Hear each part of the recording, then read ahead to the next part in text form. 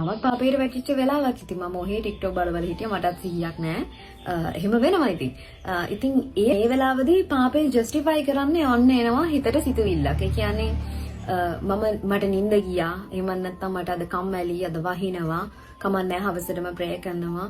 ඉතින් අද එක චුට්ටක් උදේ ප්‍රේ කරේ නැති වුණාට කමන්නේ හවස ප්‍රේ කරනවා. ඉතින් දැන් මේක කොහොමද වෙලාව පහුවෙලානේ මේ එහෙම කියලා ඔන්න ඕක තමයි ඔයාගේ ඩවුන් ෆෝල් එකට ලොකුම හේතුව. මම හිතෙන් දන්නවා මම කරන්නේ වැරද්දක් කියලා. ඒ උනාට නැගිටලා ගිහින් ප්‍රේ කරලා දවස පටන් ගන්න තරම් ශක්තියක් නැහැ. ජේසුස් වහන්සේගේ චරිතය අපි ගනිද්දී උන්වහන්සේ ඇත්තටම අපිට ඒ අවුරුදු 3 තුල උන්වහන්සේ ධර්මයේ ප්‍රචාරය කරපු ඒ අවුරුදු 3 තුල අපි මේ මුළු ජීවිත කාලෙම ජීවත් වෙන්න ඕන විදිහ උන්වහන්සේ පෙන්වලා දුන්නා. අපි ඒක කැච් කරන්නේ නැති එකයි තියෙන ප්‍රශ්නේ.